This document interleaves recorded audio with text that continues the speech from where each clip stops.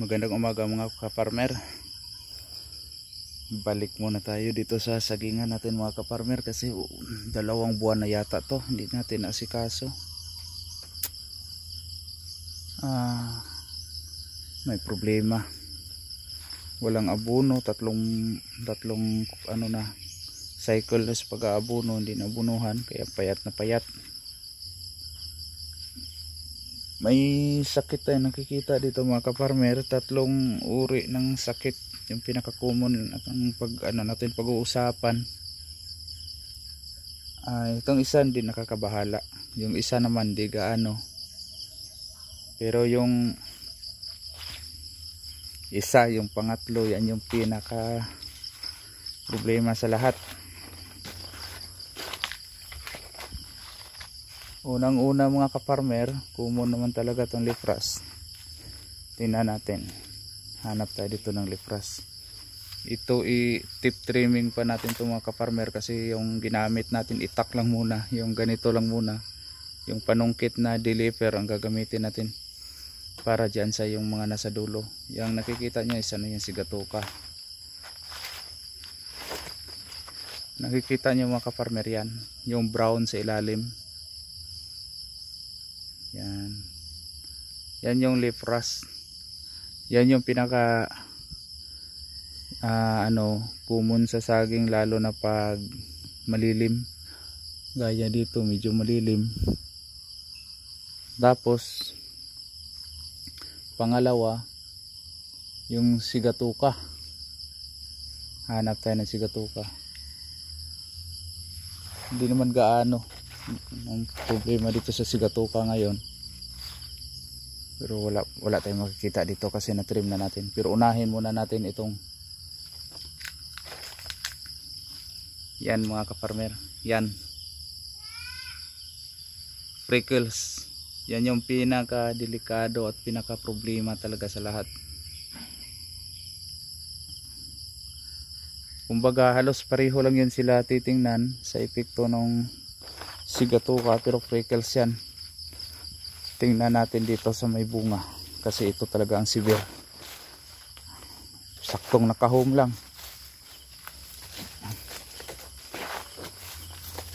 Tinatawag ko rin yun siya na leafrust kasi parang leafrust, pero yung unang pinakita ko mga ka-farmer, yun talaga ang leafrust. Pero itong prickles, 2 uri kasi yan ng punggos eh. Yan na yung resulta ng prickles. Sakto lang naka-home yung bunga natin. Next week harvest na yan. Yan siya. Pero yun nga, parang may nipple. Parang may nipple. Dito sa kabila, yung lumang puno. Na yan o. Mapakita ko. Yun talaga pinaka prickles. Prickles talaga yan mga ka-farmer ha. Yung mga ganyan, para malalaman nyo yan. Tingnan nyo, parang may strips siya. Yan ang pinakamatindi sa lahat mga ka-farmer. Tapos yung sigatoka dito sa mga maliliit, ito ano pa natin to, pabuiluhin natin to, abunuhan lang to, bubuilo na to. Yan, sigatoka yan. Hanap tayo ng sigatoka dito sa mga malalaki. Doon tayo sa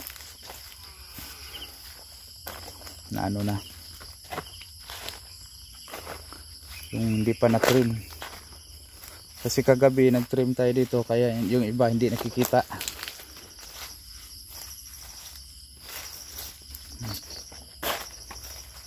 Ito sigatoka to mga ka-farmer, yan sigatoka, may halong strips ng prickles. Ititrim pa natin yan yung mga nasa itaas para maano natin yan sa pag-spray natin. Malinis na yung iba, yung itaas, yung sa baba na naman yung mga dahon nahulog sa baba, hindi naman yan magsusurvive sa lupa eh.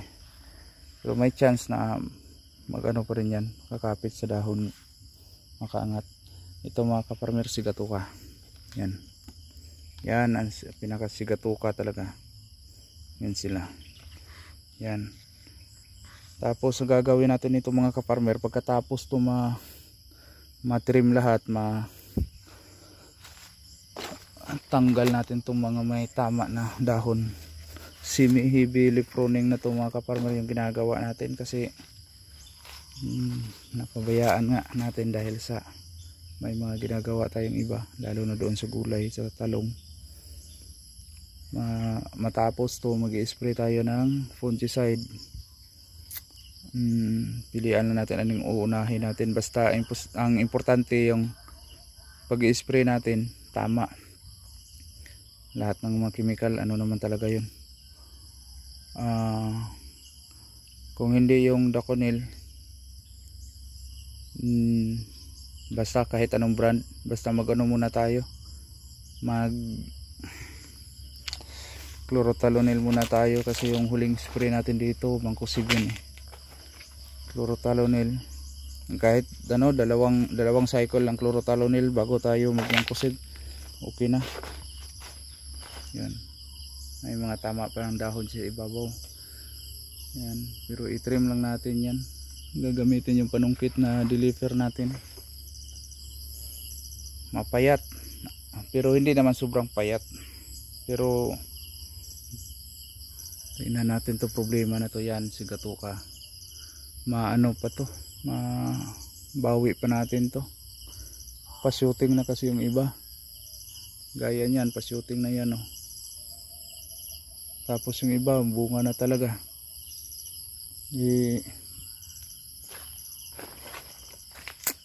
Ang pag-i-spray nito mga kaparmer, dapat sundot. Ito talaga, sundutin talaga natin to.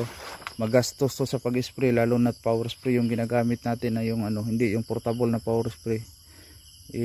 Dito sa ilalim ng dahon, tapos sundutin natin to. Umaga tayo mag-spray. Sige lang, ano pa natin to sa abono, babawian natin to sa abono. Tapos yung pag-maintain sa dahon, kasi importante talaga yung dahon, kasi kahit gaano kataba yung saging mo, kung at saka kalaki yung bunga, kung ang dahon hindi mo mamamanage yan, walang kwenta, kasi hindi yan lulusog, magiging magaan at saka maliliit yung mga finger nila. So siguraduhin natin na pagkatapos nito mag leaf pruning, kasi 2 buwan na to walang leaf prune, pinapabayaan natin tong saging. Buti na lang hindi gaanong bumilis yung pag ano ng mga damo, dahil malilim na. Ito yung mga nahuli pagtubo, mga maliliit pa.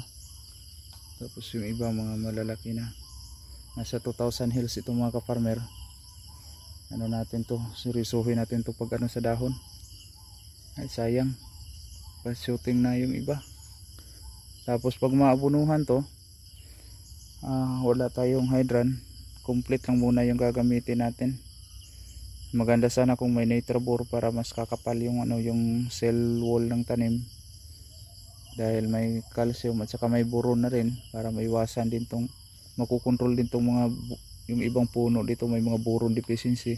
Pero nakukontrol natin yung boron deficiency nung tayo ng foliar na BCA, boron at calcium foliar. Kaya ngayon dapat una natin gagawin dito yung pagmamanage ng maalis tong mga dahon na may tama ng sigatuka.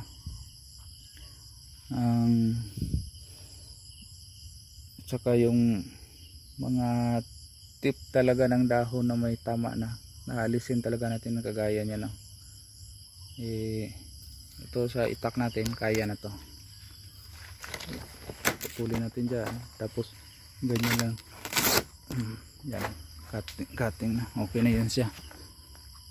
Tapos yung pag-spray, dapat proper yung pag-spray, kasi kung mali yung pag-spray nyo, kahit ano yung gagamitin yung pang-control ng sigatuka, kahit napakatapang no, at saka napakagaling na chemical, kung mali yung pag-perform, wala pa rin.